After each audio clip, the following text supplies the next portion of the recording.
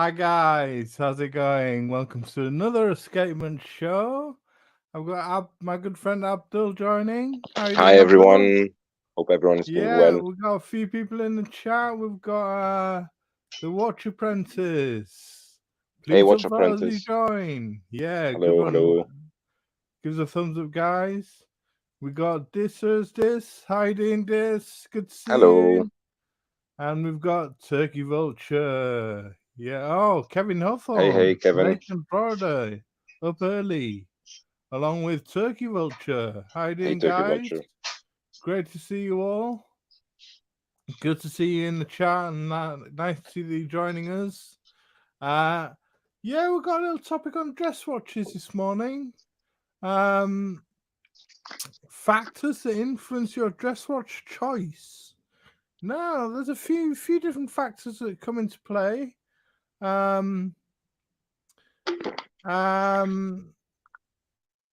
Different things. I mean, I would have thought the first thing is budget, wouldn't you, Abdul? Yeah, definitely. Yeah, definitely budget. And Yeah. then there's things like dial preference. I've written a few notes down.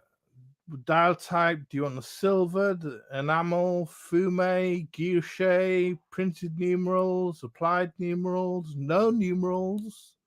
Do you want a stone dial, aventurine, or painted or custom artwork? Then there's the movement. Do you want hand-wound movement, automatic, off the shelf, customized, in-house or so-called, or in-house made? Case material. Do you want steel? Do you want precious metal? Strap options. The list goes on. So we've lined up a few, and we're going to take a look at a few. And I've started off with a couple. Perfect. And the first one is one that I've put a link to a video Abdul did on it. And it is...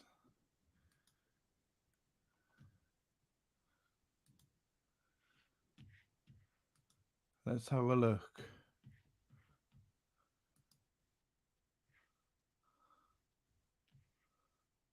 It's a nice one, actually. Really nice.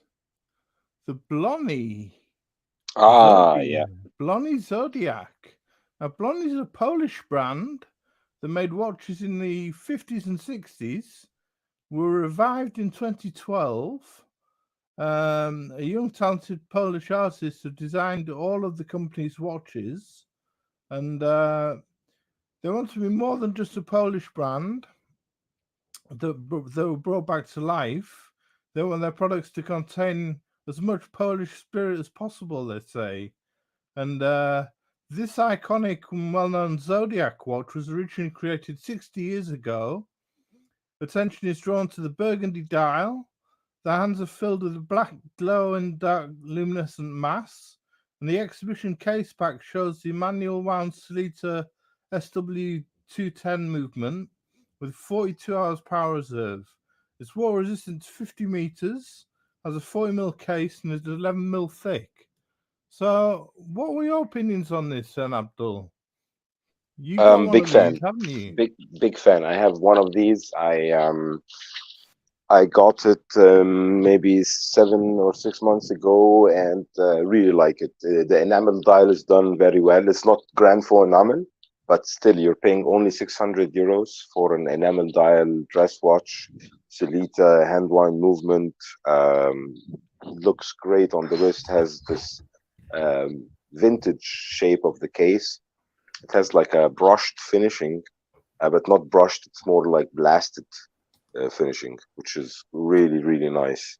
And one of my friends on Instagram, a guy to watch, he always has these recommendations that I got like 3 or 4 watches after he recommended to me, and this was one of them. And really, really excellent watch for the money. Hey, AJQH. Hi, Hey, Jonathan. hello. How you doing? Apologies for being too late. No worries, no worries. No worries. Glad that you're here. Yeah, I mean, this comes in at 620 euros for an enamel dial, which I thought was great. Exactly. And it's if you hear 600 euros for an enamel dial, first thing you come to mind, okay, it's a Chinese watch, but no, it's a Polish watch, and the quality on it is really good, really, really well done as well. Yeah, Looks very especially nice. like What kind of movement does it have? it has a Selita hand wind movement, Okay. SW210. Mhm. and I Yeah, really like Polish that they brand. put even loom on the numerals, so at night you can even read it. You know. Yeah. Yes, really nice. I like it. Beautiful pic. Yeah.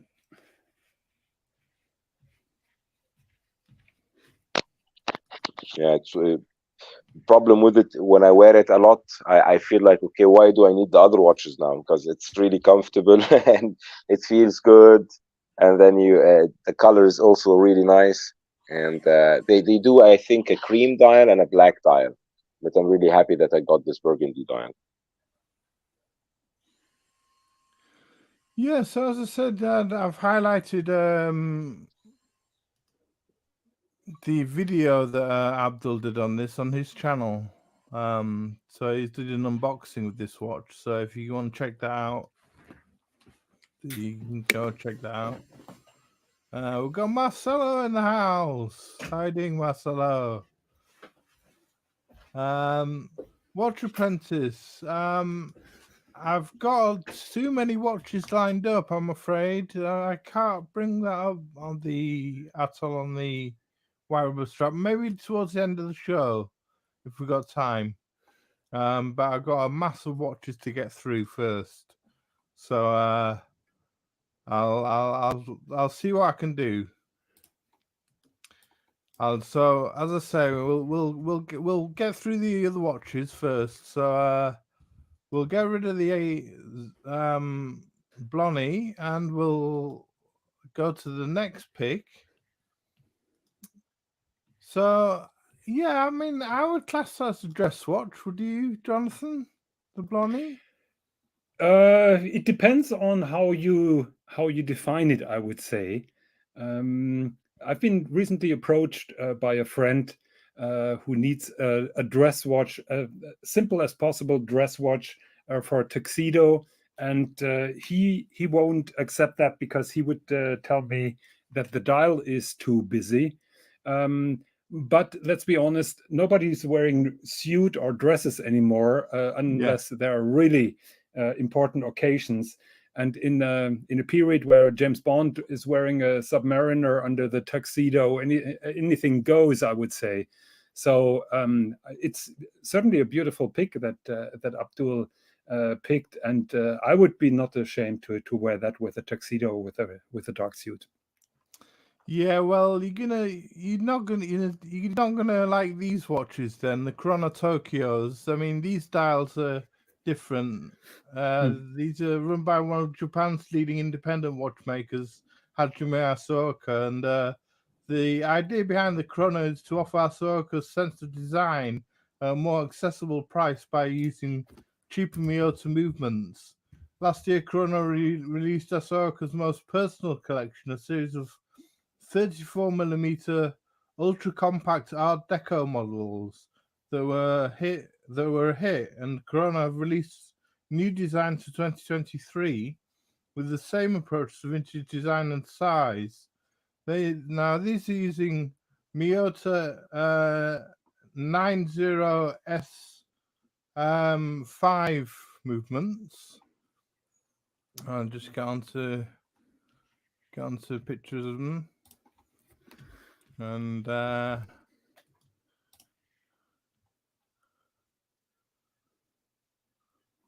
we lost Abdul. Oh, his Wi-Fi must have gone. he'll be back. He'll be back. Yeah. So yeah, these are using Miyota 90S5 automatic movements with a 40-hour power reserve. They're 34 mil, 9.6 thick, exhibition case backs, step bezel design inspired by 1920s and 1930s watches. Do I hear him back? Yeah.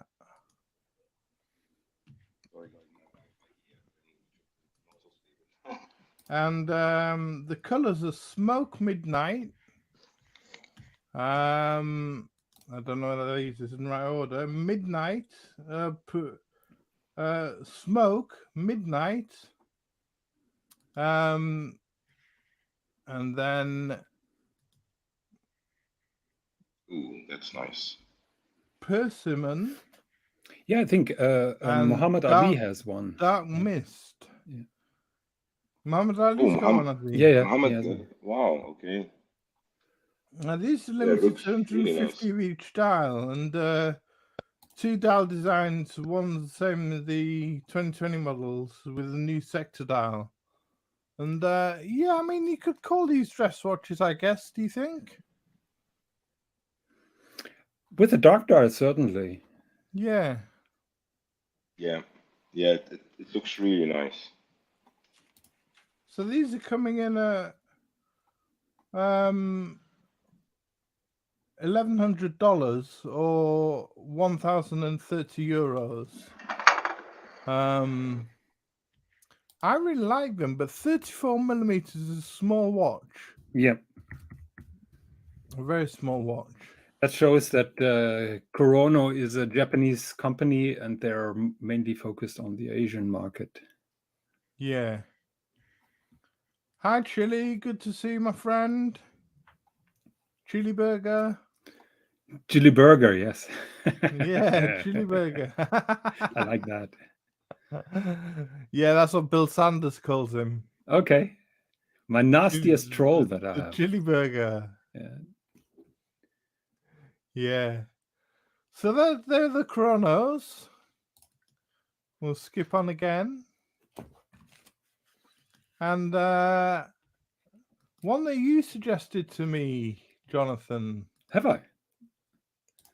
Yeah. Yeah, I know. I remember that, yes. It was just joking, yeah. Mm-hmm. This is the Nomos Tandenti 38. Mm-hmm. Established in 1990 by Roland Schwertner, I believe, in glass suits. Mm-hmm. Nomos tend to focus their efforts on producing manually wound and automatic in-house movements since 2005 at an affordable price. And the Tandenti features a 38mm stainless steel case with a white dial featuring batons and Arabic numerals, hour markers, and a sapphire crystal glass. The Nomos Alpha caliber is visible through the exhibition case back and has a 43 hours power reserve. It's manually wound, this watch. Yeah, it's a nice watch. That's the movement, the Alpha movement, Alpha caliber. Hand wound. So that is an in-house movement based on a Pese movement, but they're making it totally in-house and made some significant modifications on that. Right. But it's a very, it's their classic Bauhaus styling, isn't it? It's Nomos. And, I personally like the blue dial more. They have a blue gold dial, which is first gold plated and then plated in blue. Don't know whether they'll have that on this site. But that would be also automatic. You're still in the manual Tangente. Mm-hmm.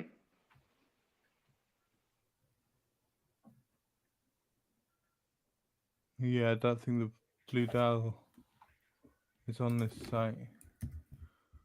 But I do see I do see it a lot in Germany, especially doctors and academics. They do like Nomos a lot. Yeah, very popular.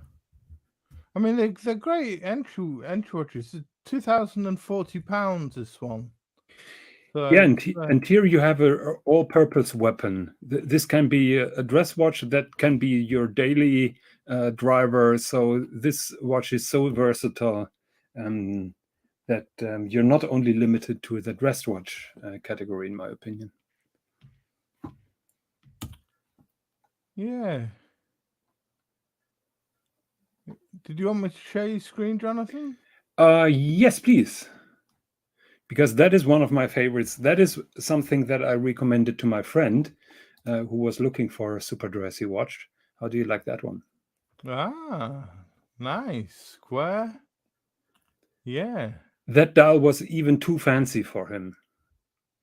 So you can imagine how picky and difficult recommendations to that guy are. I got a Piaget coming up. So yeah, so that is the Altiplano Square. You can find them on a it is a manual wind movement, 18 karat gold. In my opinion, super elegant. Let's see if there are multiples here on Chrono 24, and let's go for the cheapest price. Cheapest price 3,426 with an ugly dial. Come on. Do you have such a watch? And this is a 10 euro strap. What do you think, Abdul? I really like it. Very difficult to understand you. Yeah, now it's better. Sorry, now it's better. Sorry, the internet and the wind here is not helping at all. But yeah, it's a really nice watch. Yeah, the condition of the watch is also not good. So let's try to find a better one. That is 4,400, but I'm pretty sure you can haggle them down to 4. Yeah, that's not too bad. That's nice. I think for Piaget watches is that sellers are very motivated, let's say, to sell them. If you really like them, you can really haggle down the price as well. And it's an excellent watch, well made. And the Watch Apprentice is asking you, Jonathan, what do you think to the Cartier Santos 100? As a dress watch or in general? That is my question back. I think as a dress watch, I would, in general, I don't know, I wouldn't buy a Piaget if I'm not into dress watches somehow. It's very difficult to understand you.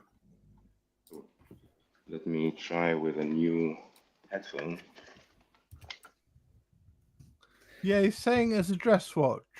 1 second. I think that it's the Cartier limited edition. Santos 100 as a dress watch. 1 second. Let me pull it up. Santos, all models. Let me see. Is my audio now better? Now it's better, yeah. Yeah, and yeah, as a dress watch, yeah, I would. As a watch in general, I like Piaget, but somehow I like also dress watches. So, but as in general watch, I wouldn't buy it if I'm not into dress watches. So to the Watch Apprentice, I have a difficult time to find the Cartier Santos 100. That doesn't ring a bell. Do you guys know what he means? 1 second. I think he means it's the XL. Is that the XL? The XL, exactly. Yeah. Okay. I'm not a fan of wearing that as a dress watch. There is a limited edition. I think that is called Santos Dumont. I was just gonna say this one, JQ as well. The Dumont exactly. or the Galby, the medium. Exactly. Yeah. So I would go for that instead, because that has that flat bezel that looks a little bit nicer. I've just pulled it up, Thomas. If you really want a Cartier Santos, but in my opinion, and I'm going to fight for that, in my opinion, the Piaget is the much nicer choice.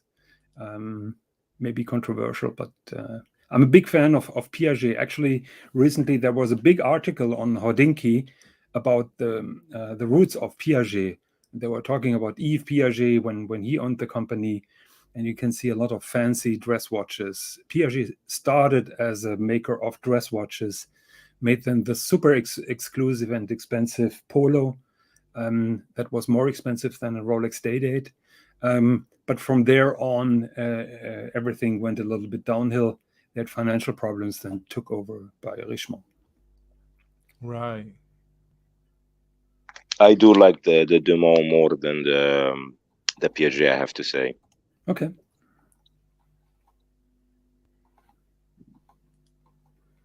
Let's agree to disagree. Exactly. Yeah, We're not you going to put fight the that out, opinion. don't we? No.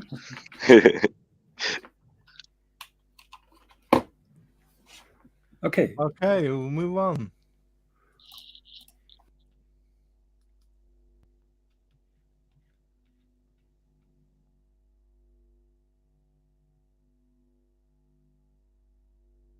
Oh, we've lost Jonathan now. Yeah.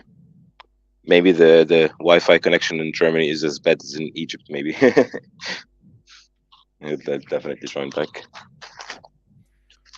So, to an unordained, this is a brand that you've acquired recently, and we've talked about in past shows. Yes. Based in Glasgow, this is the Model 1 Fume.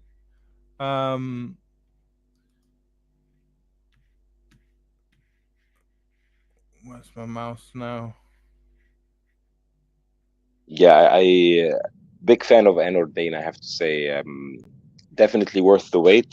If somebody is thinking about getting one and thinking, okay, I have to wait like 18 months or 16 months for the watch, I would say definitely go for it and go for the Fume dial. I didn't go for the Fume dial.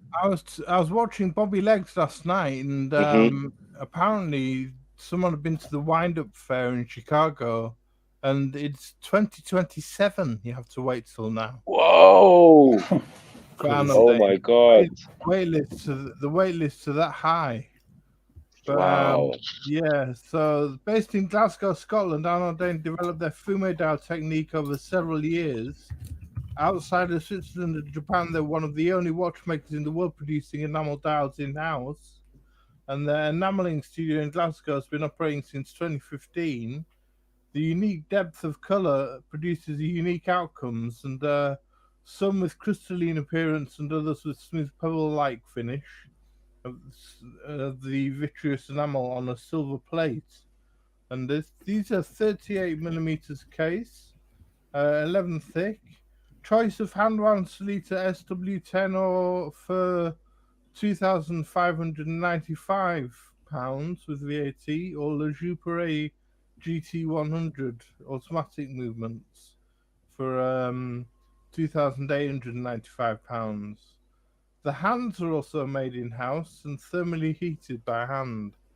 But I love these. I tried to get my name down on the list for one of these, but if they're coming at 2027, it's going to be a long wait. It's going to be too long away, I think.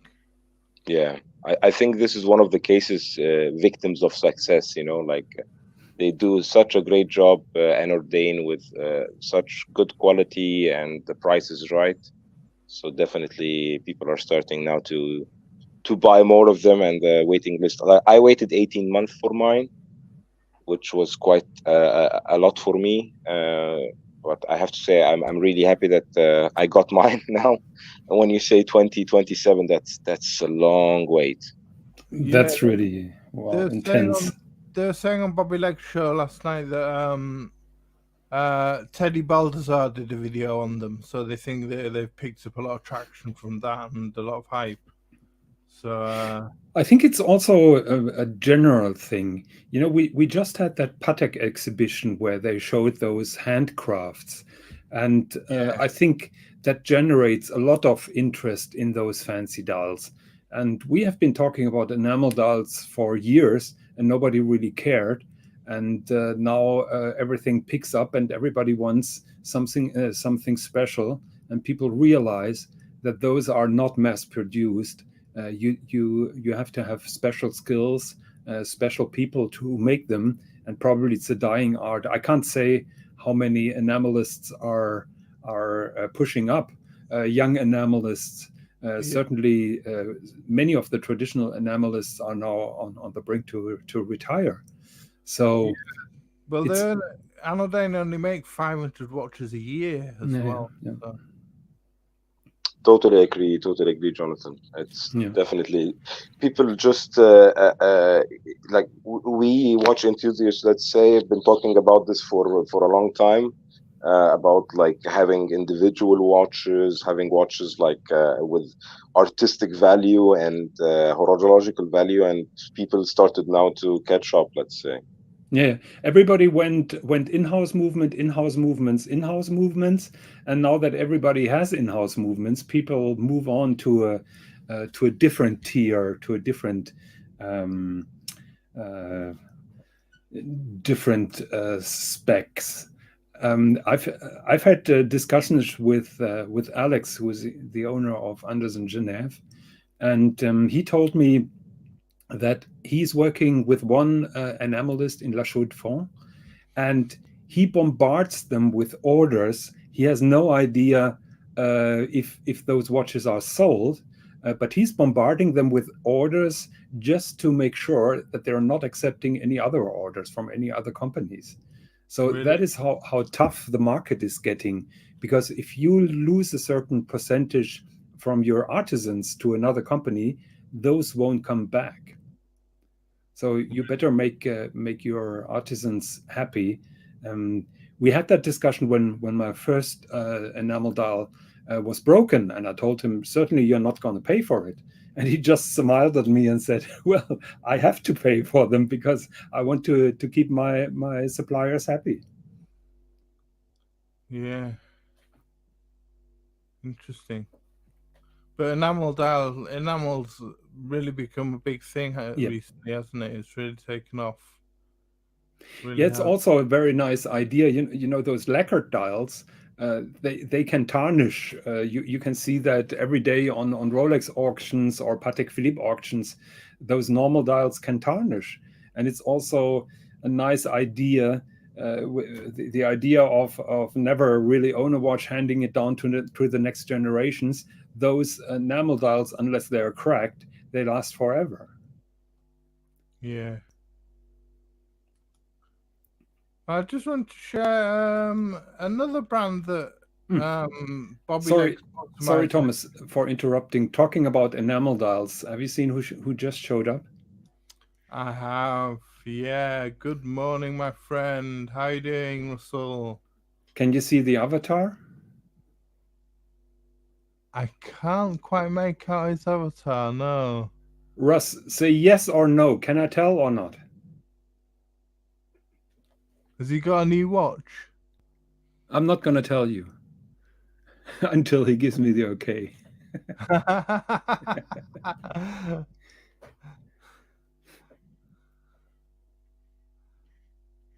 Okay. Okay. Yeah. Apologies for the interruption. Yeah. Back to Bobby Legs.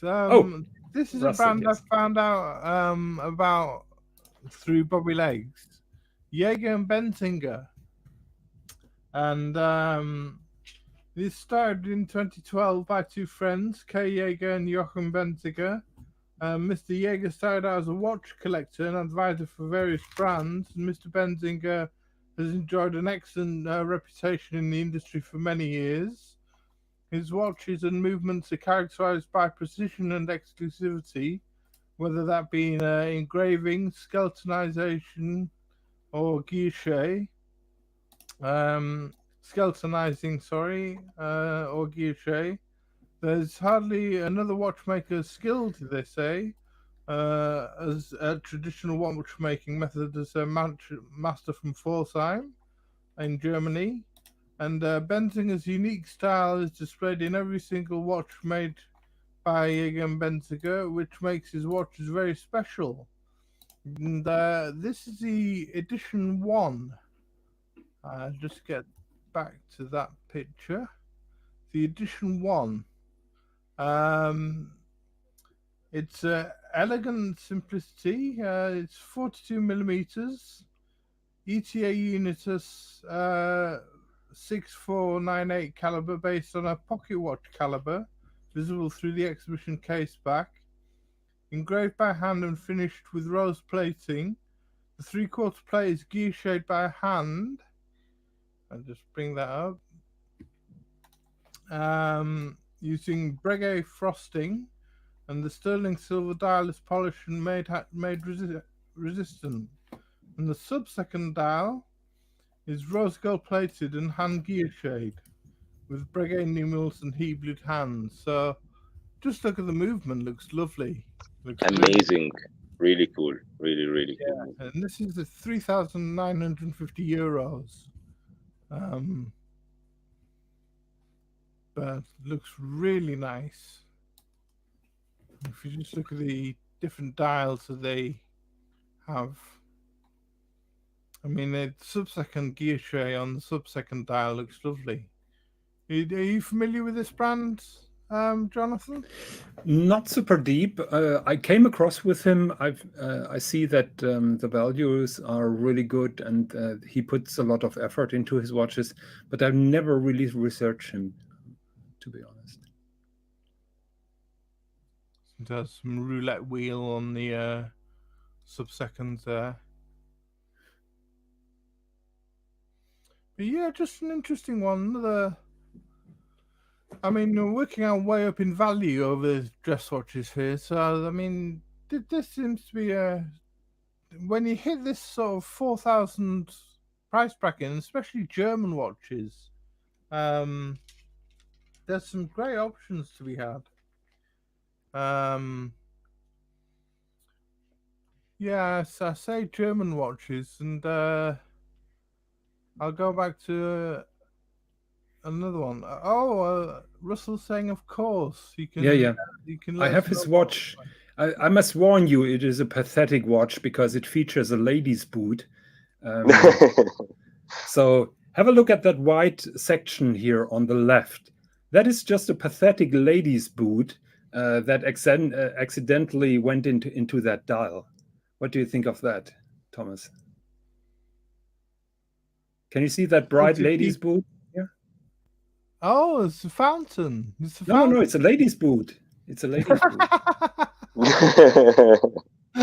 It looks like a lady's boot with high heels, right? Yeah, exactly. Yes. Yeah. Is that the fountain on Lake Geneva?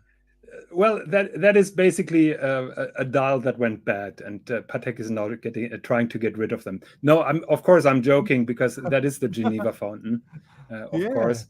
So it's a gear shade. So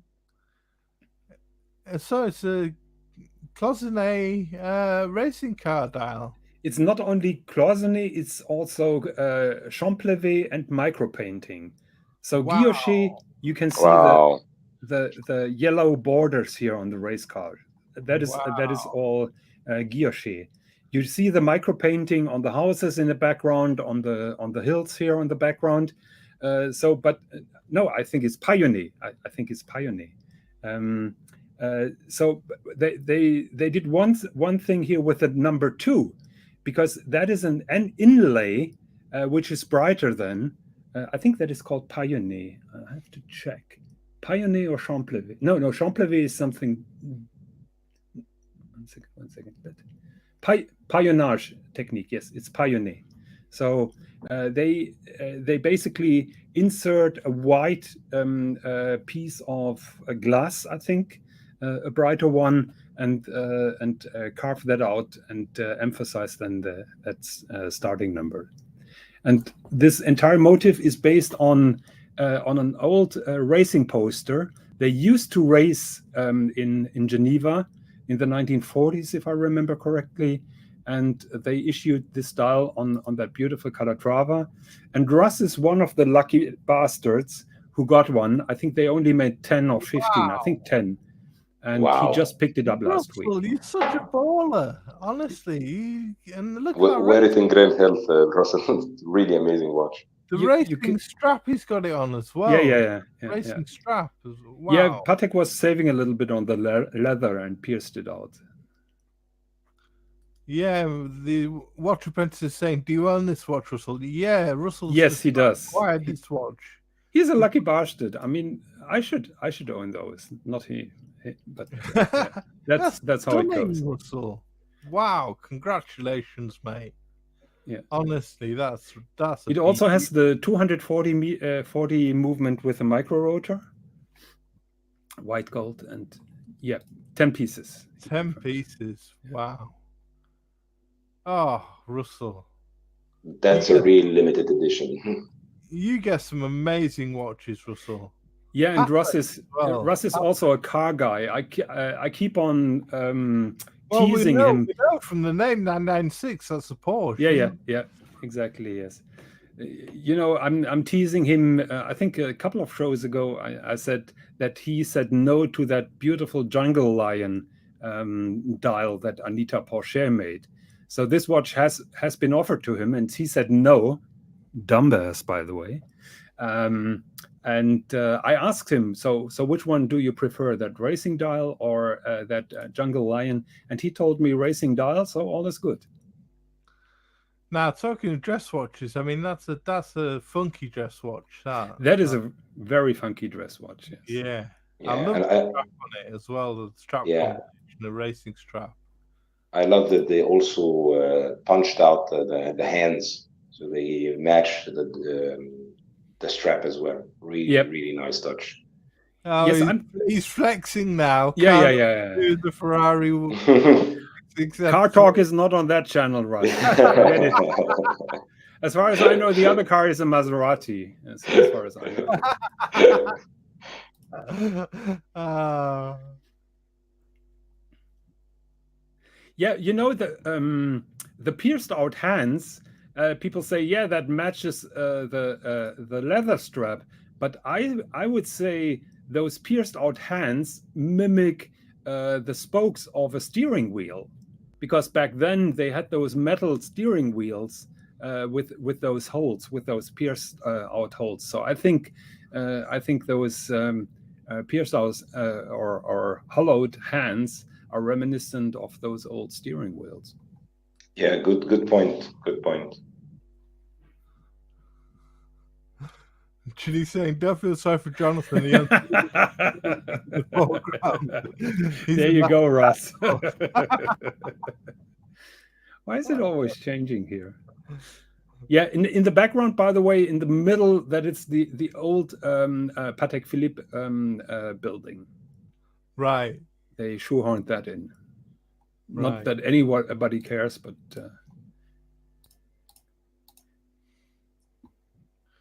wow.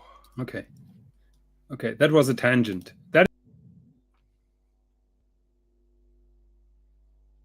Oh, he's gone. He'll be back.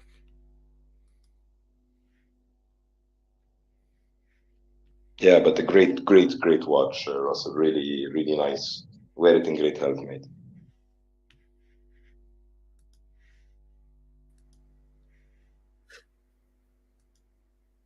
That was a tangent, Jonathan. Yeah, I don't know what happens if when I push a certain button on my mouse, I'm booted out.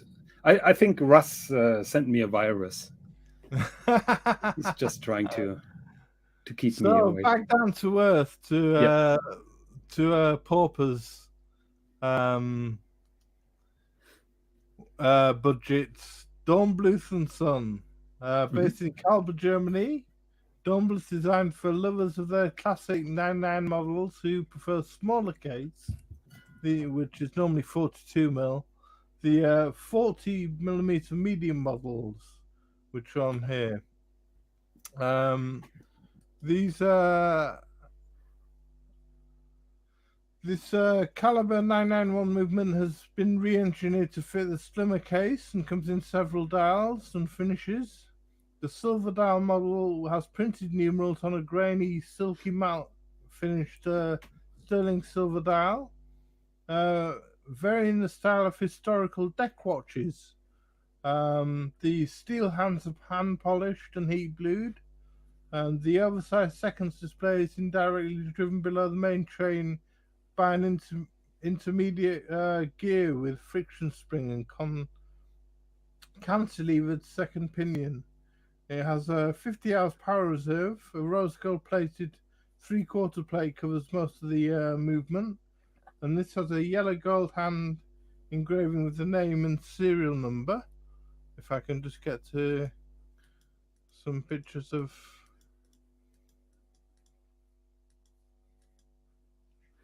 that, you can see there. And it also features Geneva striping on the finishing, and it's a 40 mil, 10 meters thick, and anti-reflective coating on the crystal. But it's a nice looking movement through the exhibition case back. These are £3,995, a similar price to the Jaeger and Bensinger. I'm a huge Stormbluth fan. I'd love to get one of these. I like the finishing on that much more than on the Bensinger. As far as I know, this is the Unitas movement base that they're using. Yeah.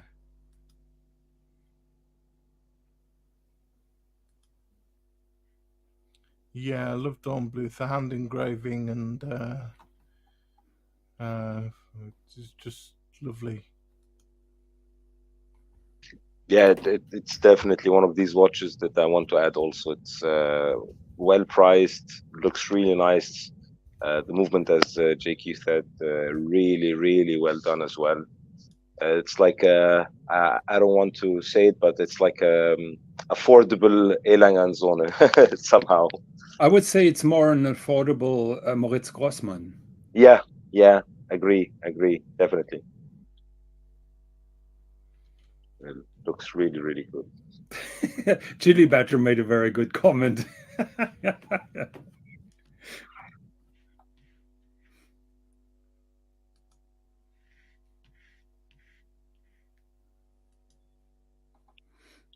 Yeah, I scoop up the rent in my trunk size Louis Vuitton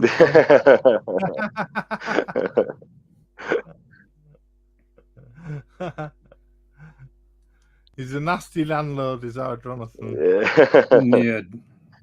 Chili Badger never says a positive word about me. You got your very own troll, Jonathan. Chili's your own personal troll. Yeah, he can't help it. But whenever I meet him, I hope that I'm gonna have a beer or two with him.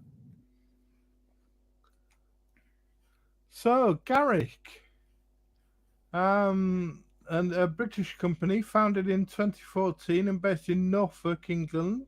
The company is led by co-founder David Balesford, and so far have made an impression with their Shaftesbury series and the Hoxton model, followed by the Portsmouth, which was a movement made by Andreas Strehler. All those in less than 3 years. Garrick's creations were further strengthened by the S1, S2, and S3 models, which all had the same base movement as the Portsmouth, which was £15,000. And in 2021, Garrick brought out the competitively priced S4 model powered by an ETA 6498, which was customized and finished by Garrick, that cost between £5,000 and £7,500. And in 2022, Garrick brought out the entry-level S6 range, with the option of laser textured hand hammered and engine turn dials, and the hands can also be anchor shaped, which is classic Garrick, like you see in the middle, or lancine, being either polished, heat blued, or grained. And the sub-second dial can be executed to taste, uniform with the dial or uniquely finished. The cases can be ordered in precious metals, and many of the watches come out as unique pieces with so many options, and the indices even filled with ink by hand. The caliber BFO3, a modified ETA 6498, hand-on movement has 50 hours power reserve, and the movement is well decorated by hand, engraving on the watchmaker's signature.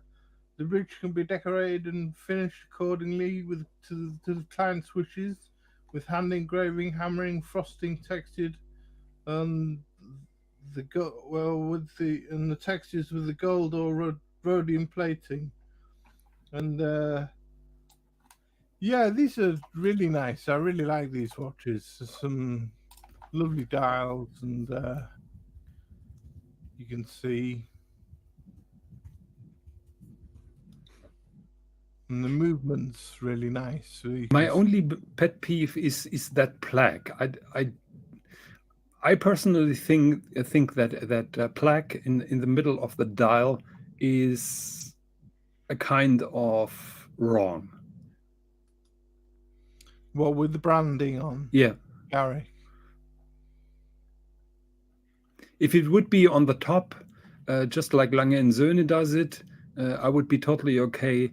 But it just looks like somebody couldn't decide and just slapped it in the middle. Yeah, I know what you mean. It feels like there is a workshop on where to put it, and some people wanted to put it up, some people wanted to put it on the pivot, and then they ended up putting it in the middle somehow. Yeah, something like that. It was a compromise then. Yeah, All exactly. the employees, yes. Yeah. Yeah, I mean, these are £5,000 to £7,500, depending on what you want, whether you want a frosted dial or guilloche dial. Oh, those are beautiful. Those are gorgeous. I really love them, and I really want to love them. But that plaque in the middle is just nagging. Yeah. I mean, the movement I quite like as well. The 3/4 plate. Yeah. With this engraving and but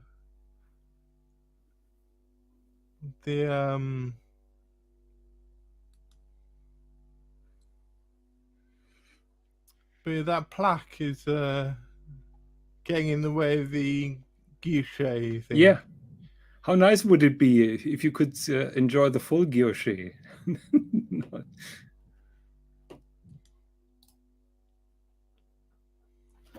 Yeah, you got me niggling now about the plaque. I apologize. Now I ruined the watch for you. Yeah, me as well, to be honest. I really like the watch, and now I cannot unsee this plaque in the middle. Like somebody squinting their eyes, you know? Yeah. I'm like such the a dial pooper, I know that. Yeah, I feel like somebody squinting their eyes and or putting their eyebrows down, you know, like. Hi, Mason. Good to see you. Hey, Mason. Yeah, I can't see it now. Yeah. Oh, you just killed it. I apologize for bringing the mood down. You just killed it for me. Yeah. So on to a brand that you're fond of, Jonathan, and Grand Seiko. You know, usually OC does that with watches that I like. Then he's pinpointing on one screw that looks ridiculous, and I have to agree with him. So now I'm bringing the mood down. I feel really bad. So this one is on discount from £6,650 to £4,980, 25% off. So they obviously can't sell them. Or well, I shouldn't say that because they're very good watches, Grand Seikos. But this is the SBGK 007G, manually wound 9S63 caliber, 3 days power reserve, silver dial with small seconds at 9 o'clock and power reserve at 3 o'clock, which make it quite a balanced look and very symmetrical. And it's got sword hands, 39 millimeters. in diameter, and the lack of the second hand really helps give a look. I think I mean the central second hand, the lack of a central second hand, and gives it a really nice look. I think with the way they put the second hand on the 9 o'clock and balanced it with the power reserve. I think it gives it quite a nice look. I mean, you're a Grand Seiko fan yourself. What do you think of this design? That was the first try that they did with the Elegance collection. Yeah. Unfortunately, in my opinion, they chose the wrong movement because they chose the manual movement, and people didn't like the subdials for some reason. In the background, I have what is happening with my computer today? In the background, I'm having a variant of this case that I just got for a friend of mine, which in my opinion is much better balanced, has a gorgeous strap as well. I think this is much better. It's based on the same movement, on the same case, just like you see before. And there you see, without the sub hands, Yeah. I think that is better balanced. Do you think it? I chose that because it had the sub-seconds and the power reserve, and I quite like that balance of the two.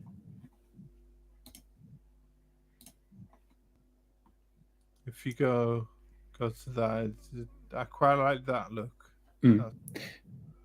For everybody who says this is a boring Grand Seiko, I advise go to your Grand Seiko boutique and try one on, because this particular case looks boring, very simple, but once that you have it in the hand, you see the beauty and the genius in the design of this particular case. This is timeless and also very advanced in design. Basically, you're wearing a curved blade on your wrist. They hide away the height of the watch very well by designing that case profile, and I totally love that Elegance collection. Yeah, I must say I'm a big fan of the Omoutari. Yeah, I like the one that you showed us more, JQ, than this one, and I have to agree with the people that don't like the subdials. I'm a big fan of clean dials, and I think they missed the point in this one by putting these power reserve and sub-seconds, to be honest. Yeah, fair enough. That's why I brought it up, just for the difference of the dial, to see what the opinions were. Yeah, it's a great watch, nonetheless, and definitely if somebody's looking to get it now with 25% discount, is not a bad price at all. Yeah. Okay, we'll skip on.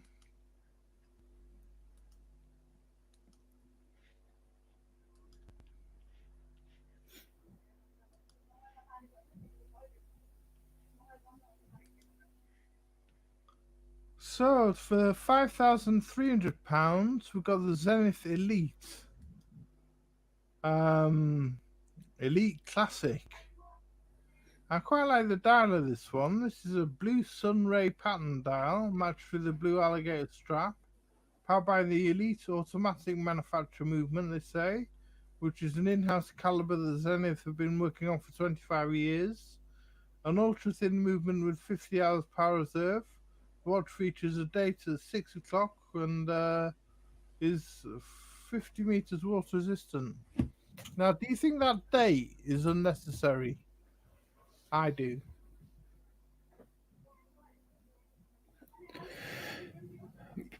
I don't mind it. I understand the people who think on such an elegant watch a date is not necessary and kind of distracting. I'm too old to get angry about dates. Yeah, I agree. I mean, I don't mind it that much. But it's just I just felt it was a little bit unnecessary. I agree. like I said, I'm a fan of clean dials, and if you have like a small cut for the date window, it just somehow takes out of the symmetry from me. I somehow I don't mind it if they have like a big date, like the ones that on the glass Suter. Um, that somehow I like it more than having this small cutout date window. You and Swiss would be good friends, because on each and every show I poke fun of him because he's a non-date fundamentalist. And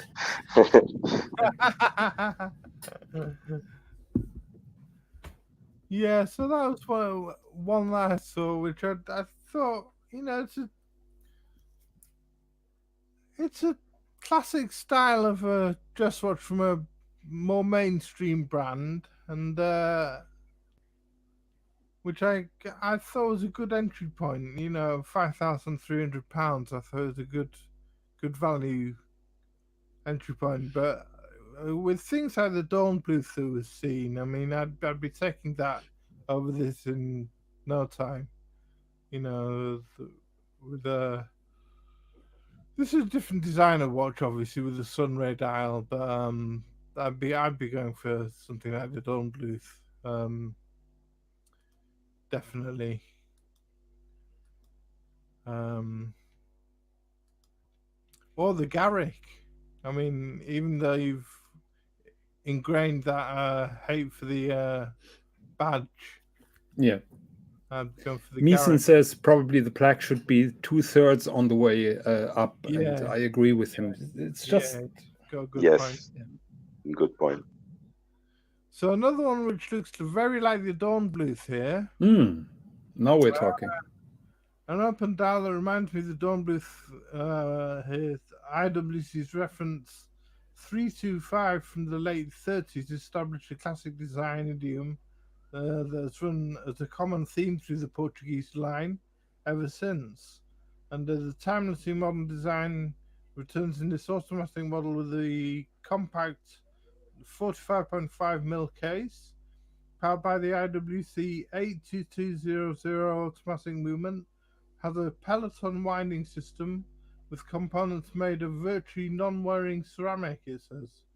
And it has a 60-hour power reserve, has a silver-plated dial with applied numerals and blue cannons, and comes on an alligator strap with a butterfly clasp. Again, like the Dawn Bluth look. I like this look as sort of like a deck watch sort of style. Yeah, and those blue numerals really pop when you see it in real life.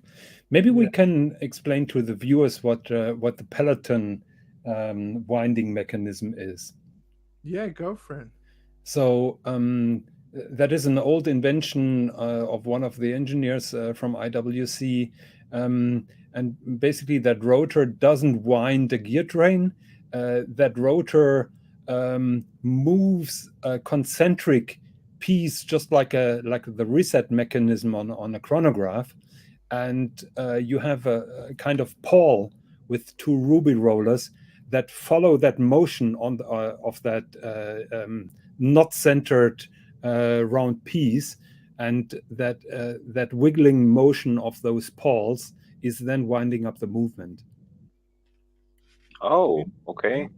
Right. Really interesting, yeah. And does this somehow give you a better, let's say, wind effect, or is it more, let's say, durable? So first of all, it is bidirectional, so it works both ways, and it is just something from the past. I'm not sure if it's more efficient than a traditional rotor, but IWC is spruiking that peloton forever now, and it's just something different and something exclusive to IWC. Right. Yeah, it's really cool. Yeah, it's funky, interesting.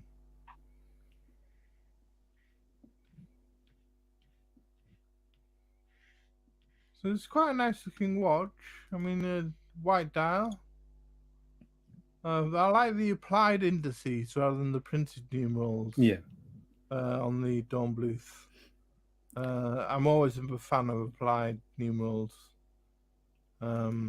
That is almost Patek Philippe Calatrava. Almost. Yeah, the dial is very appealing, I have to say. Really well placed. Everything looks very symmetrical. Here you can see a logo well placed. Yes, we're just gonna say that. Yeah, exactly.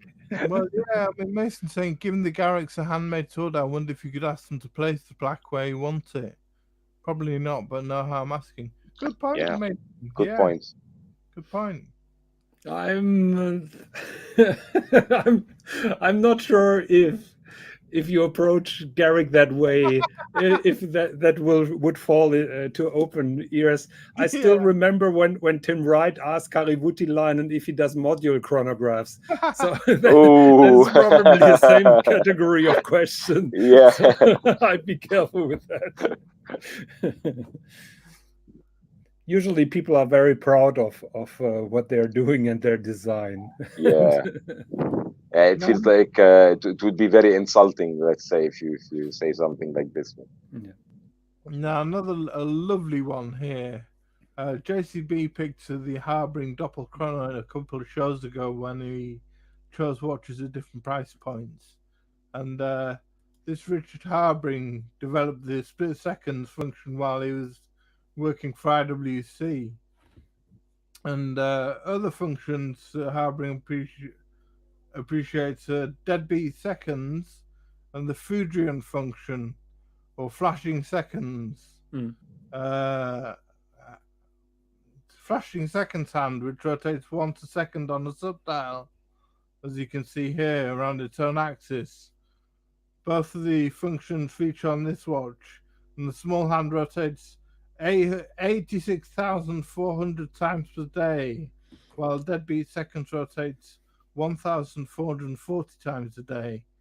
And this is powered by the hand-wound caliber AM11F, using the same base caliber as the Felix, originally launched in a 42mm case with automatic movement with date on hand-wound with date, is now available in the 38.5mm case and hand-wound movement only. Silver they re-engineer the 7750. They remove the automatic winding and then put the central second in the middle. So it's quite interesting from a technical point of view. It's a beautiful watch, absolutely gorgeous. Yeah, absolutely gorgeous. I really like Harbring and how they do their watches and how they like you said, JQ, take a movement and adjust it to exactly what needs to be done. And this one is excellent. Like having these two types of seconds complications in one watch, really visually appealing. What is your opinion about those foudroyants when the small second is spinning so fast? My brain says where. So I'm always worried that that's going to wear out. Yeah. I was just gonna think about the same thing. Service-wise, definitely these kinds of movement would need 5 to 7 years to be serviced, because the wear and tear on such a high-speed seconds hand, it's definitely much higher than the other ones. And I think also the deadbeat second mechanism stops forcibly, right? So every second it stops forcibly to stop it on the baton. So definitely also wears as well the movement. I really like the deadbeat second function though. I'm a big fan of the deadbeat seconds. It really intrigues me and fascinates me. I think that is the epitome of decadence. You know, we're trying to get away from quartz watches, and now we have fancy mechanical watches who mimic quartz watches. Yes, exactly. Yeah, but you see that little latch helps the deadbeat second there. Yeah, it's ironic, isn't it? But this going for 6,550 euros. So beautiful dial, gorgeous. Yeah, really nice watch. and I don't think they have that long of a waiting, let's say Anne Ordain or something like this. But I think if people start to, like Jake, you said, like looking at what really is the horology, let's say, uniqueness, people will be flocking to Harboring as well because they make excellent watches.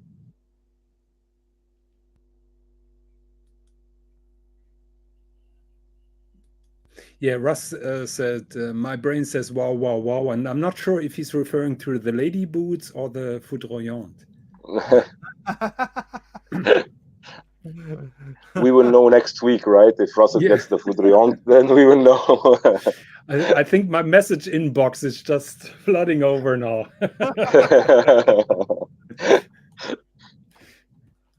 Here's a small sort of 50s style watch, which I quite like. The JLC Master Control Date. I mean, this is £8,500, so it's quite a lot more than the Harboring.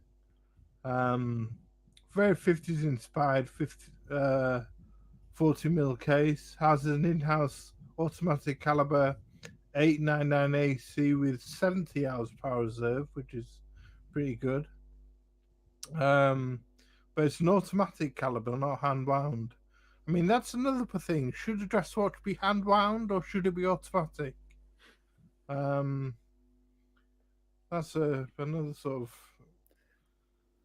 controversial talking point between watch nerds. Silvered grey sunray brush dial. Dated 3 o'clock. Arabic quarterly numerals and baton markers. Exhibition case back. Blue coated second hand is very prominent here. And the brown calfskin strap and steel buckle. And that blue second hand is a really big feature on there, I think. But again, I mean, should dress watches have dates, or should they be hand wound or automatic? Do you think? What do you think? Should a dress watch be hand wound, and should it not have a date? What do you think? I'm a little bit classical in that sense. I would say no date, hand wind. Yeah, if we are really talking about extreme dress watches, I agree with Abdul. Just like I said initially, all standards are now slipping, but to me also the true meaning of a dress watch is manual, no date, simple. Probably even the running second hand is a sacrilege. So it should be a two-hander.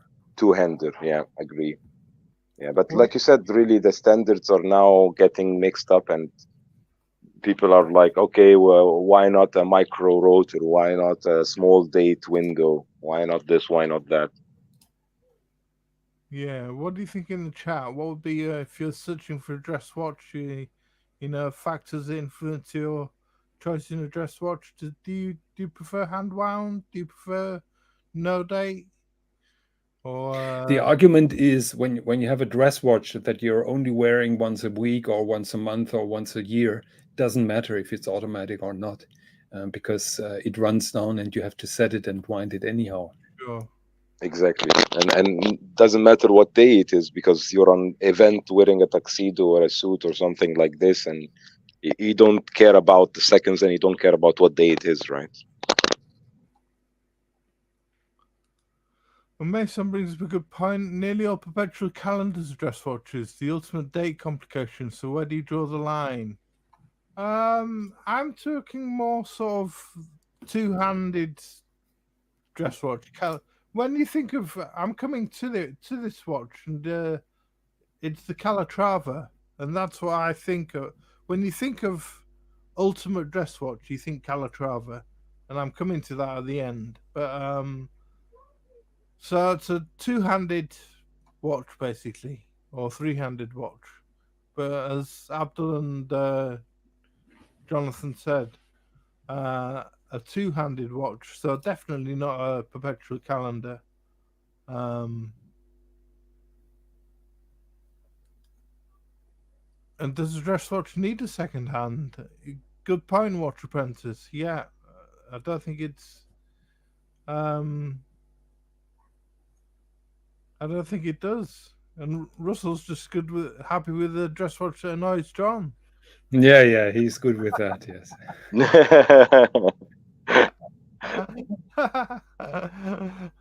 Okay. You can imagine when you have friends like that, you don't need enemies. Yeah. That's the best kinds of friends.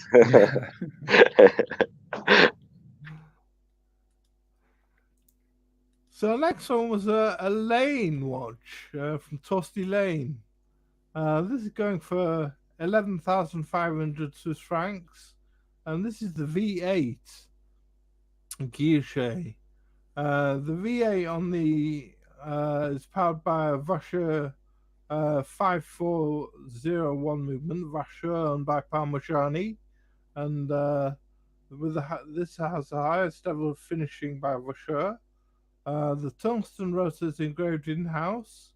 The watch is 38mm by 9mm thick and can have the same dial options as the Guilloche 3 watch that they make, with a Guilloche center and frosted outer dial, triple Guilloche, moon frosting, and meteorite.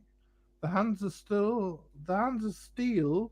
on the V38 are made in-house from thicker material, then filed down by hand to have a round profile and then polished to mirror polish. And you can choose between classic sword hands, observatory hands, or triple breguet hands. Select 3 types of hand-turned Guilloche dials, and also select breguet rhodium or blue numerals, Eastern Arabic rhodium numerals, Roman rhodium numerals, or batons in rhodium. Also a selection of strap materials, and they have 48 hours power reserve and 160 components to the movements. What are your opinion? I love the micro rotor on there as well. And so what are your opinions on Lane watches then? Any? I like Lane watches. They're really nice as well. I've been on let's say an independent hunt the past couple of years now, and Lane is on my list with Garrick as well. But now with Jonathan's comments about the plaque, they moved down the list a little bit. But I'm going to complain about that plaque as well. Yeah. They're really also up there in this. You're killing it for us, Jonathan. You're killing it.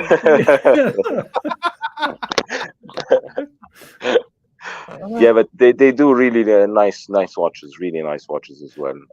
But the plaque, whenever you say the plaque and I see it now, it's just have a look at this particular watch. It is such a gorgeous blue dial with different kind of guillochage, and then that plaque that is slapped on. It's a little bit higher. I would give it to them. But in my opinion, Garrick and Lane, I really want to love them, but that plaques, those plaques really kill it to me. Look how gorgeous that dial is. So nice. Yeah. They could have moved it 2 millimeters up, like just under the 12. That would have been perfect. I wish that everybody does that secret signature just like H. Moser does. With that clear lacquer that is added on top. That is so discreet and so super nice. Yeah, I totally agree. And the Guilloche on the dial is really nice. But yeah, the plaque is... You're a good one at killing our dreams, aren't you? I think I'm not receiving an invitation for the next show anymore. I will give it to Lane. Their plaque is a little bit better than Garrick, but still, it still annoys me. Mason says that the plaque on that works because the numerals help balance it. I agree with him, yes. Yeah. Walter Prentice says the plaque doesn't bother him at all. Fair enough, yeah. Jonathan just has such influence on us, that's all. He gets into our heads. Look, it's so difficult. I'm see it like a loving father who is just annoyed of some tattoos of his favorite son. So that is basically how I feel about that plaque. I really want to love it, and I really love what they're doing. I prefer Lane over Garrick, by the way, and yeah, it's just one small thing that makes it difficult to me. Have a look at And that. Mason's just talking about dress watches in general. I love me a second hand, especially center seconds. I want to see it sweep around. I can do without a date unless it's a special date complication such as a large date.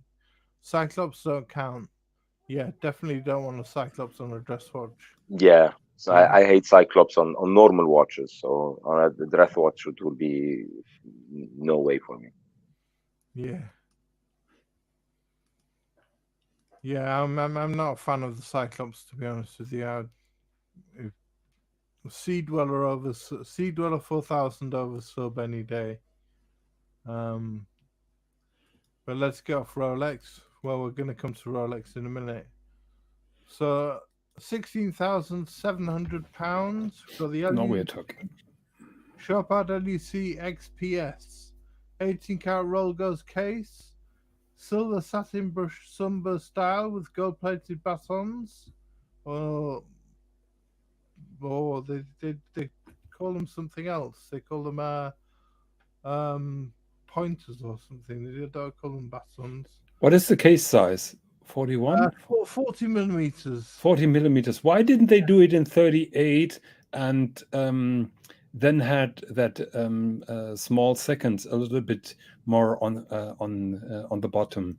Because it just shows the case is slightly too big for the movement. It's got a space. Yeah, yeah. I was just gonna say, I feel like this movement is not the correct one for this watch. Somehow. Yeah, just imagine the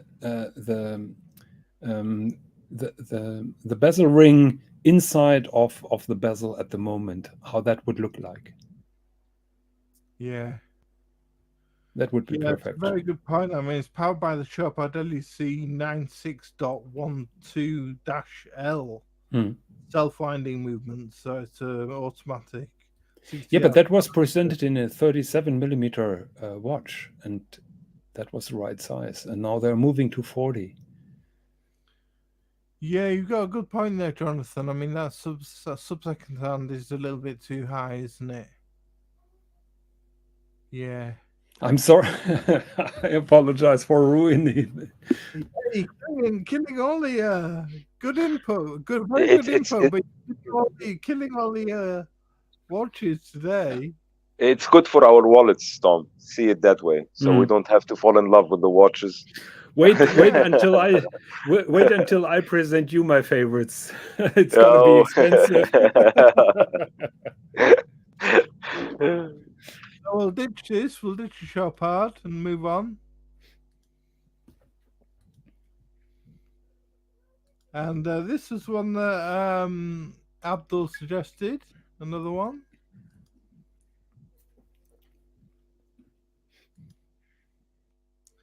The Philippe Piccoli homage to Harrison, a Brazilian watchmaker working out of Dresden, Germany. Philippe has become a rather outstanding young talent to emerge in the past few years for his beautiful watches and uncompromising attention to detail with immaculate finishing. This HTH homage to Harrison watch was inspired by the legacy of 18th century English master John Harrison, who invented the marine chronometer. The dial of the watch has a frosted, non-lacquered brass style, which has been sandblasted to achieve a grainy texture with black rhodium plating. The chapter ring is applied on the base dial and finished through black polishing. So there's your black polishing cue, Jonathan. Eastern Arabic, Breguet, Roman, Hebrew, or Chinese numerals are available on request. And the ZBM1 movement is based on an ETA 6498 caliber, which has been disassembled and transformed.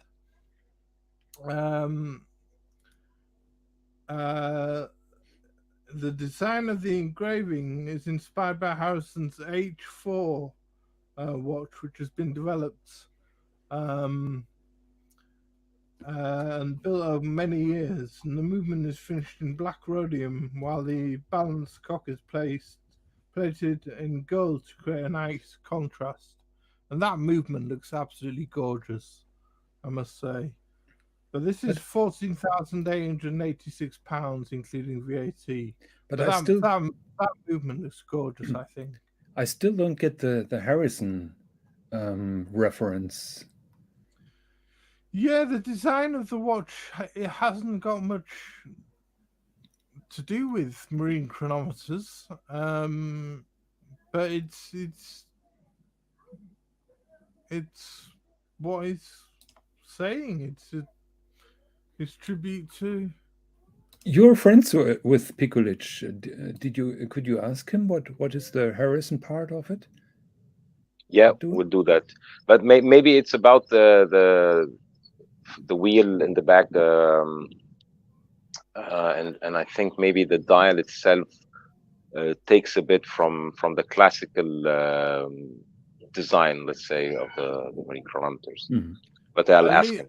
I'll drop a message. At least he's put his the plaque, yeah, exactly. The plaque is even above the 12, which I think is quite a nice place to put it at. Looks better, far better. Just imagine if he slapped that in the middle. Yeah, it would be another moaning. Yeah. So, Abdul, do you think that the nod to Harrison is something to do with the movement? Yeah, maybe the free sprung balance on the Golden Bridge, that would give I think that engraving and the engraving as well, right? Yeah, I think that engraving reminds us on the kind of skeleton work that he had around the escapement. Yeah, I have his Sternenhimmel #5, his first watch that he made, and I really enjoyed it. I'm enjoying it still, and he's a great guy. Back then, it took him a couple of months only to finish the watch. I think now he has a longer waiting list and a much higher price point. But really, really fun guy, really easygoing. We even adjusted the colors of the dial, so he made me a dial color that he never made before, and he told me okay, this is one off, so I won't do it again. So I'm really happy for that as well. But really, really cool guy. Hi, Bobby. Good morning. Bobby. How are you, my friend? Good to see you. Thomas, I have to leave in like 10 minutes because I have a renovation here in the house going on. Will you allow me to showcase my 2 favorite dress watches? Yeah, sure. Before I'm leaving? Yes, please. Certainly. So the more expensive one is here, and it's a British watch. I don't even know how to pronounce that. Can you pull that up? So that is Charles Frodsham. Frodsham, is that the pronunciation of it? Frodsham. So those are chronometer makers in the UK. A Roger Smith watch is unobtainable. A Philippe Dufour watch is unobtainable. So I'm ready to move to Charles Frodsham. Because Recep is also not available.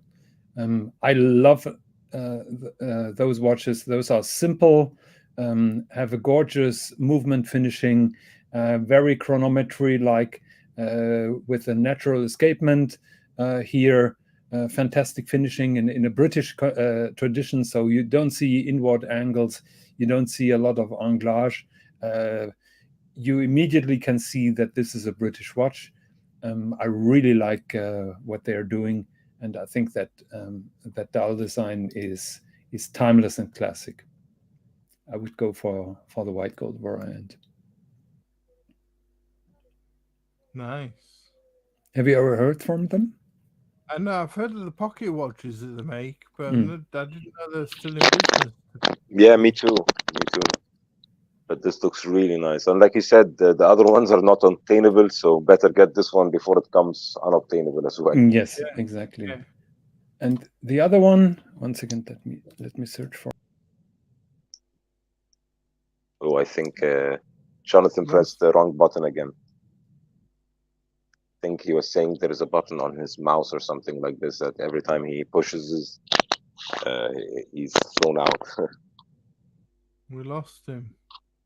Yeah, I think he'll come back momentarily. But yeah, these kinds of watches are really amazing. Yeah, JQ's back. Yeah. Apologies. Again, a wrong movement with the mouse. So another favorite of mine, and that doesn't come to as a surprise, would be Lange Saxonia, the copper blue, with the gorgeous aventurine glass dial. Oh yeah, that one is amazing.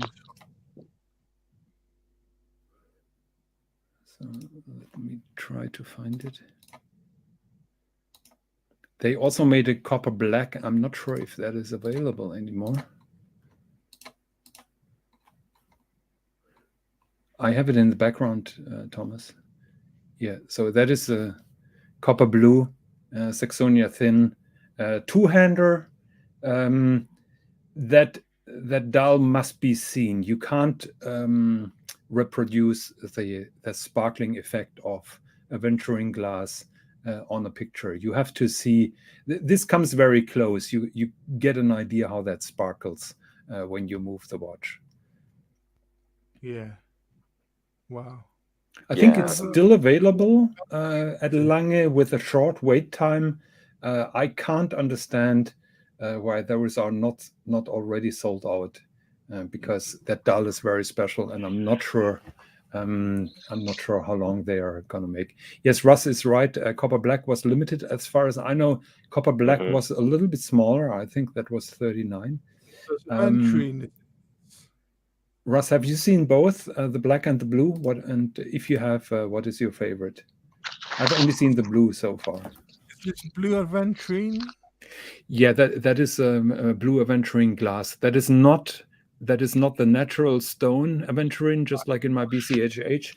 That is a copper dial, and they apply the aventurine glass on that copper dial. That is why it's called copper blue.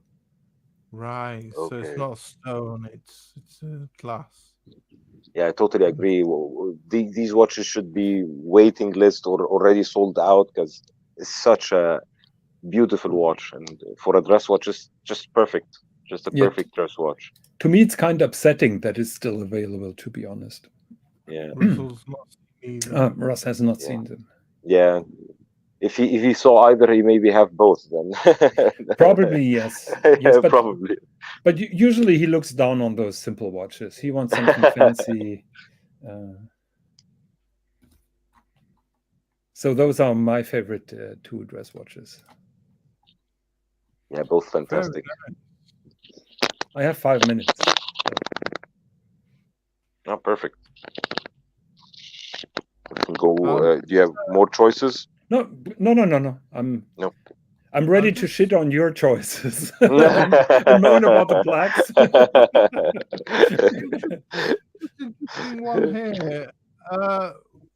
People always go on about Rolex, so I thought I'd bring up the 1908. Oh, yes. So, releases here, Watches and Wonders. It's a sort of replacement for the Cellini line with a twist. A partially domed and fluted bezel, with the outer part being fluted and the inner section with the bezel being domed. A white dial with old style Explorer type numerals, make it quite a sporty look for me. The observatory R hand is just a Mercedes R hand with a sensor punched out, really. But the sub-seconds hand look like the most vintage aspects of the watch, as Rolex have rarely used sub-seconds on hardly any of the watches. And it's also the most dressy aspect of the watch for me. The exhibition case back is Rolex's novelty of the moment, showing the 7140 self-winding caliber and the gold rotor. And the alligator strap is with us a double folding dual clasp, they say.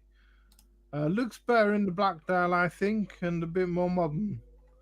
I don't know what you think of this one. What's your opinions?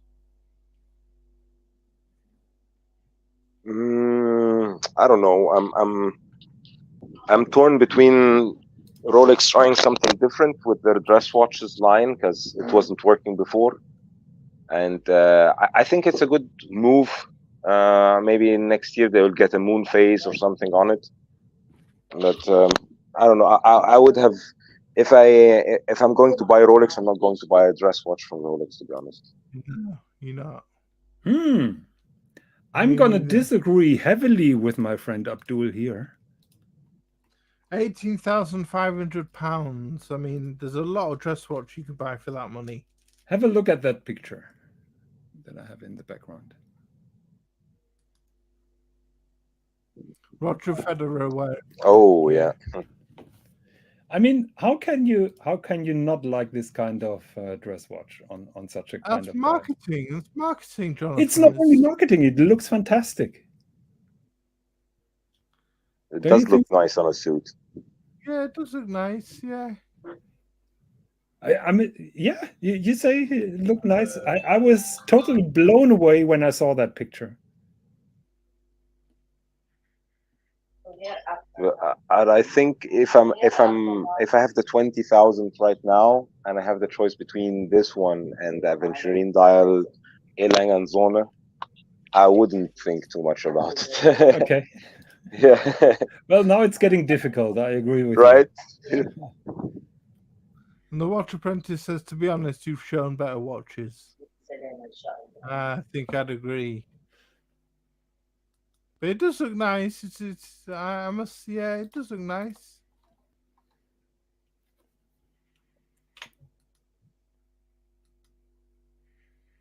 It's a nice watch, but yeah, the white gold black dial looks better. Yeah, definitely black dial looks better, doesn't it? Yeah. I like it. I like that they got rid of that standard automatic movement that they have in every Oyster Perpetual and made an own movement, a dedicated movement to the Cellini line, which is now 1908. And I agree with Abdul. I can't wait what they're coming up next, because certainly that three-hander is not the end of the story. Yeah. Yeah, it looks nicer with the sub-seconds and without sensitive hand. But it looks like a vintage Explorer to me. Yeah, and I think, like Jonathan said, I think what they will do in the next years, they will add complications on it. And I'm not going to theorize about anything, but this watch would definitely sell out if it has like a triple date complication. That would be like a blast from the past from Rolex, and I think it will sell out really quick as well. Guys, I have to go because Mrs. Higgins is calling me. So thank you very much for having me on the panel. I apologize for being short, but I have heavy house renovations going on, and I must be part of it. I can't leave it all to Mrs. Higgins. Thank you for totally understand. Thank you for joining us. You have a good rest of the show, and dress watches rock. Bye-bye, guys. Yeah. Thanks, buddy. Bye-bye. Just a couple more to go through. Take care, Jonathan. So, one of my favorites, this is one I've considered selling my Kermit for to buy one. The Breguet 7147, £20,700. Founded in 1775, Breguet stay true to their heritage with the classique range, often featuring engine turn dials, which Breguet masters of. And the 7147 model is a 40mm with an 18-karat white gold case using a caliber 502/3SD, which can be seen through the exhibition case back. The main attraction is the beautiful white Grand Four enamel dial with the secret Breguet signature on the inside, and the dial is of the dial near to the pinion, and the nicer characteristic is a recessed sub-second dial at 5 o'clock, which is absolutely lovely, I think, along with the beautiful blue Breguet hands. And with a power reserve of 45 hours, this is quite a thin model at 6.1 mil thick. Also available in rose gold and released in 2017. This watch, and this is one of my favorite dress watches, Abdul. I don't know what you think. It's beautiful. It's such a nice watch. Breguet is one of my favorite also watch manufacturers. I have to say, just gorgeous. This sub-second, this recessed sub-second looks so nice. The Breguet numerals, the observatory hands, the lugs even. I really like them. Now Breguet is definitely one of these brands that I really want to add. But if I'm add one of the Breguet lines, I will add the Tradition Classique 7027. That would be my choice. But this one looks stunning, like Metal said. Yeah, it's an absolute. I'm in love with this watch. This is probably my Grail watch. This one. And as I said, I bought my Kermit for, well, not a lot in comparison now, back in the day, and it's accelerated in value, and I keep thinking I might as well cash in and buy a Breguet for the value that I bought the Kermit for. Yeah, it's always this thinking, like if you get a watch in retail or under retail or a little bit above retail, and now it's selling for 4 times that much, where you can just cash it out and get another dream watch that you have. It's definitely a move to think about, right? Yeah, definitely. Yeah. What are the chat thing? Would you sell a Kermit, original Kermit mini condition, to buy one of these, or would you hang on to the Kermit? There's a question for you. Very hard question, I would say, because if you think about the price, let's say movement of the Kermit, I don't think it will go down from here, because it's just it won't go down. You'll never get another. Exactly. That's the whole idea about it. Yeah. So move on to Vacheron. This is the Patrimony. £21,200. A bit too much for my liking. This one. 18 karat pink gold case, manual wound. Excuse me. Rounded case and bezel using the 1400 caliber. Blue dial batons. It's got 40 hours power reserve, pointy hour markers, scratch resistant sapphire crystal glass, water resistant 30 meters, and blue alligator strap with an Ardean buckle. Nice as it is, I think there's better watches out there for the money. I don't know what you think, Abdul.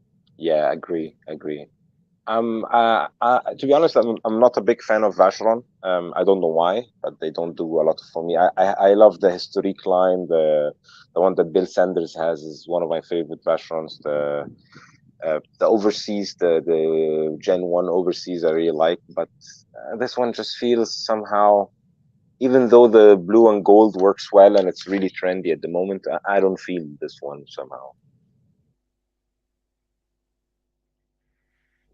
By the way, Russell was saying Kermit in a heartbeat. Are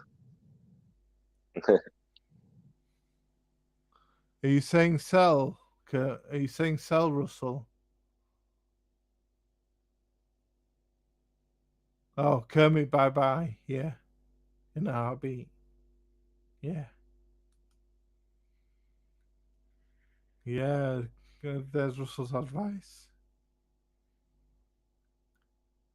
So that's the Vacheron. Yeah, I don't have much time for this one, so I'll skip on. Yeah, let's do that.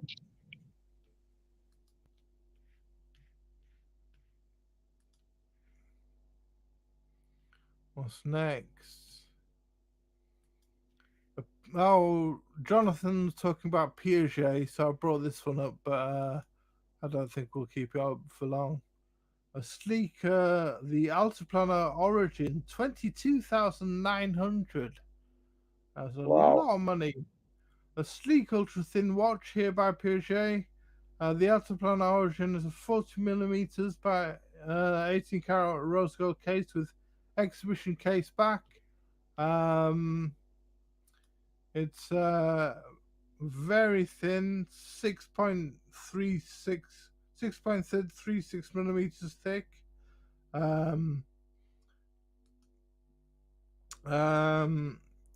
Has a exhibition case back housing a manufacturer Piaget 1205 P1 ultra thin 3 millimeters thick automatic movement with what I'm guessing is a platinum micro rotor, and the dial is silver colored with small seconds at 4 o'clock and a date at small seconds at 4 o'clock and a date at 9 o'clock. So yeah, quite interesting seeing this date at 9 o'clock. Yeah, I've never seen that before.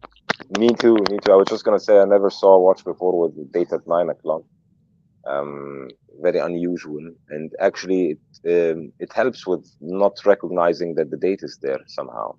Because I'm always, when the date at 6 o'clock or 3 o'clock on dress watches, I feel like somehow it's bothering me, but at the 9 it's bothering me less. But with the seconds hand at between the 4 and 5, that's somehow too much for me. Yeah, definitely. Hi, Muhammad Ali. He was going to join the panel today, but saying sorry I could not join today. Hang out with family today. Take care. That's great. Hope you're having a good day, Muhammad. Good to see you Have a in the great one, chat. Muhammad. See you in the chat, and Hopefully see you next join, time. hopefully you can join another day, another week. Yeah, another show. There's always going to be plenty more, so don't worry about that, my friend. Yeah, Russell's saying sell and don't look back. I'll think about that. So move on quickly and just get through our last couple. Now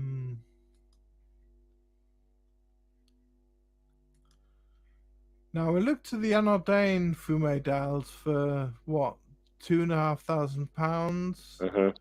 And here we have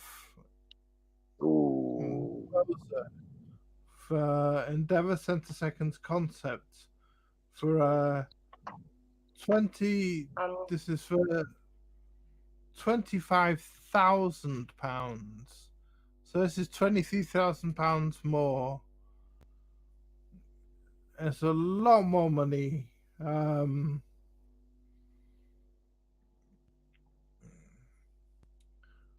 But it looks gorgeous from the video here. You can see the dial.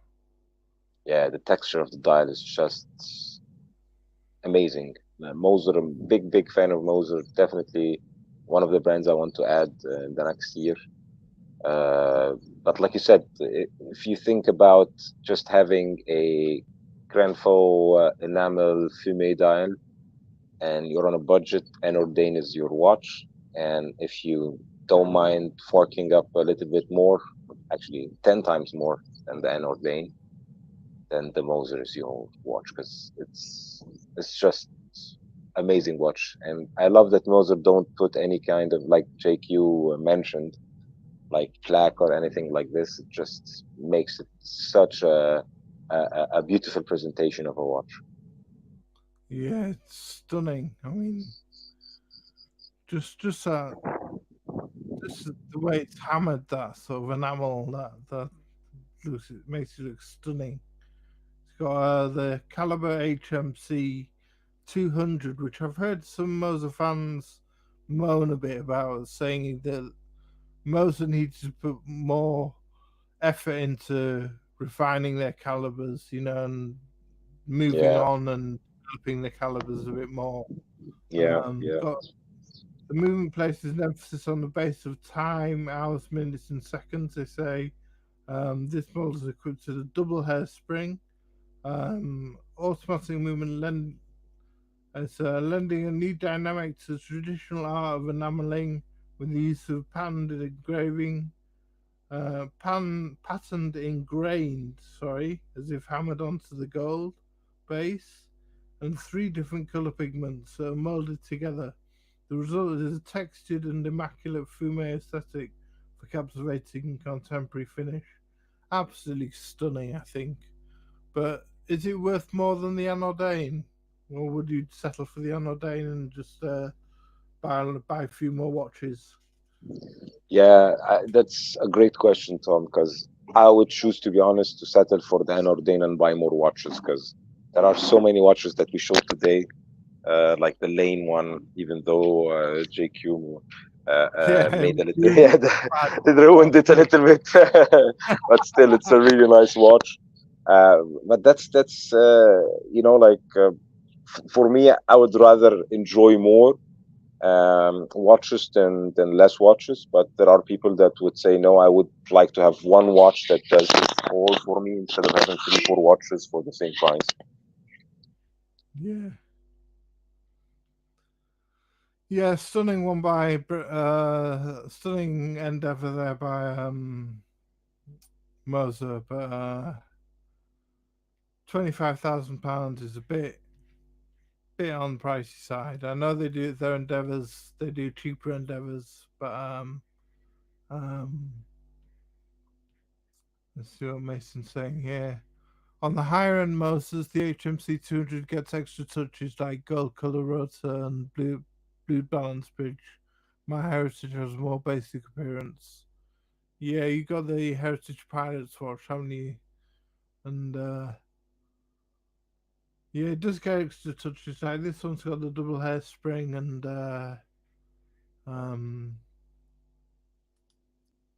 extra touches. You're right, Mason. But I think that as some people have just been saying that they need to develop it a bit more, develop their movements a bit more, do a bit more movement sort of expansion into Mhm. new movements. Yeah, I think because they develop so much the aesthetics of the watch, the dial, the case, the whole complications like the perpetual calendar, which looks fantastic. Looks like for a layman person, looks like a normal date watch. And I think that's maybe the pet peeve for some people, that hey, you should get also your movements up in this innovation level that you have for the other stuff that you do. So Jonathan, we talked to Jonathan about Langers, and this is Langer 1815, 18 karat pink gold with an argent colored dial made from solid silver. It's 38 mil in diameter and 8.8 thick, manually wound using the L051.1 in-house moon with 55 hours power reserve, containing 188 moving parts. Brown alligator leather strap with 18 karat pin gold buckle. Sapphire case back, showing the whoops, showing the movement, and Wow, looks absolutely gorgeous from the back. gorgeous. Yeah, made in Glasgow, Germany, in the Langer workshops, and the name of the 1815 refers to the birth year of Ferdinand Adolf Langer, the founder of the brand. And yeah, absolutely gorgeous watch. This is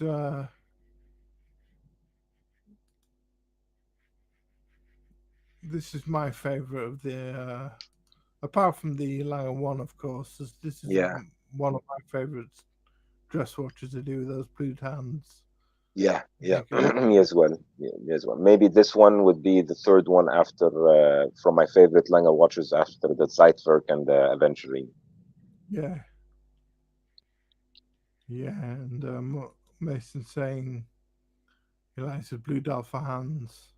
Yeah, Oh, Russell saying he had the honey gold version of this piece. Lovely piece, but didn't connect with it. Really, Russell, you got all the baller watches. You just yeah, you've been through them all. You've done them all. Amazing. You got some amazing pieces in your collection. We've got to get you on the show at some point, Russell. yeah, definitely. Wow. Yeah, so that's a stunner.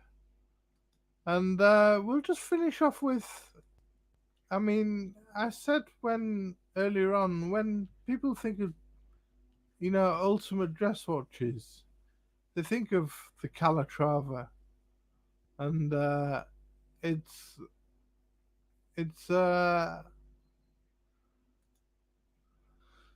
I don't know whether this is a good example, really, but not a classic Calatrava, but one of their recent releases from the last year. More of a pilot's watch design, but amongst the most expensive of the iconic Calatrava range, this one. Quite sporty for a dress watch, and Patek has gone even further down the road this year with this year's colourful 6007G Calatravas. An automatic 26-330 SC caliber with 45 hours power reserve, as well as instead of being a defensive hand wound traditional dress watch, so they're going automatic here instead of hand wound. 18-karat white gold case, 30 meters water resistant, charcoal grey textured dial with a black gradient rim and syringe hands. The date function as well, which we said, would he have a date on a dress watch, and Patek leading with a date. Yeah, And comes on a beige leather strap, and yeah, I mean, I'll just take a quick skip through some other Calatravas, which I would say this was a 6007, which was the this year's release, and this is going even more sporty yeah, and yeah, further away from what I would call a dress watch, which the Calatrava range is. exactly.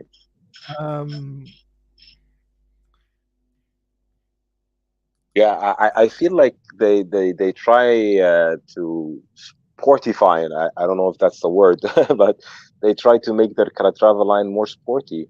Because I remember, let's say 10 years ago or something, Calatravas were purely smaller size dress watches, and I you mean, had like this is what I think of as a exactly, Calatrava. exactly, Yeah, exactly. That's you say exactly the one I Calatrava, was mentioning. I think of. I think of a two-handed watch with a sub-second dial, and that's it. Manual wound Exactly, as well. exactly. Uh, Yeah, totally this agree. is this is what a Calatrava is to me. It's not a pilot style watch. It's not a Yeah, sporty looking watch.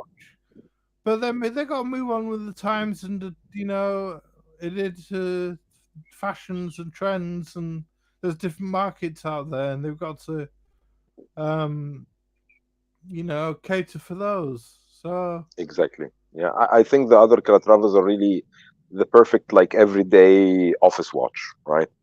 Because you have date, you have a sporty look, and still a Patek Philippe Calatrava, so still an elegant watch that you can wear everywhere, in an office setting, let's say, or going out for drinks after work or for business dinner. But I mean, if here's I'm, another. Sorry, yeah, Karen. no, I was just gonna say if I'm going to choose a Calatrava, I would choose the not this one, the other one that you showed us, the golden one with the hobnails. Bezel and the second sub dial. and they even have in their catalog, in their back catalog, some beautiful white gold ones. My favorite is the one that's hand hammered. I think the dial and the case just looks really nice. Yeah, the 5196 style is. Hmm. Yeah. This one's got a hammered bezel. Exactly. Yeah. Or printed bezel. But that's what I think of when I think of Calatrava. I think of this style of watch. You know, simple two-hander, no center seconds, possibly a sub-second, and manually wound. Hmm. They're my criteria for a Yeah. dress watch. I agree. Yeah, I have to agree. Yeah.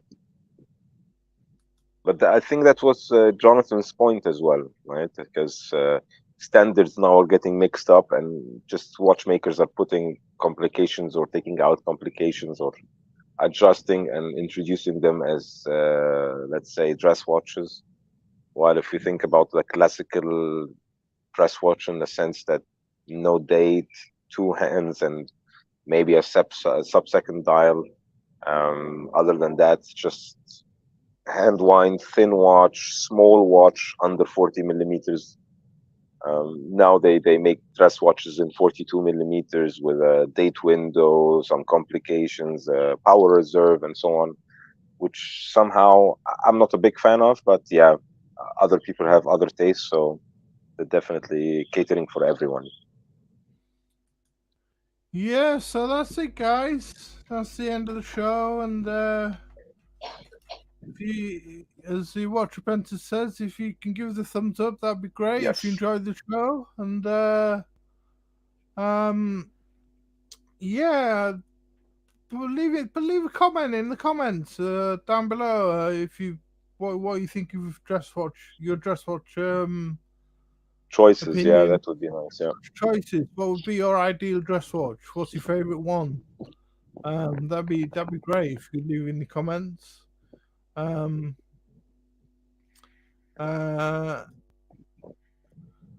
Yeah, you're welcome, Mason. Yeah, we enjoyed chatting, and if you got any Thanks. stream suggestions that you'd like us to cover, yeah, please put those in, and we'll Yes. try and cover what you want to hear. But I'd like to say thank you very much to Abdul. Thank you very much to Jonathan Quayle Higgins III for joining us. We had a great show, and Awesome show. yeah. Thanks, Tom, for the hopefully- preparation and then all the hard work. And yeah, thanks everybody for joining as well. Yeah, thanks everyone in the chat. It's what we did these streams for. It's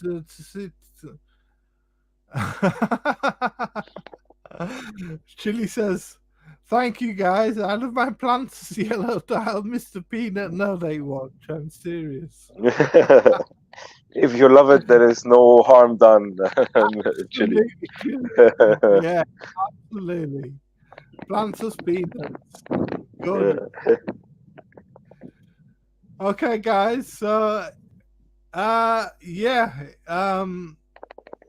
Take care. That's all I can say. Have a great weekend, and hopefully we'll see you next time. Have a great weekend, everybody. Yeah, take care.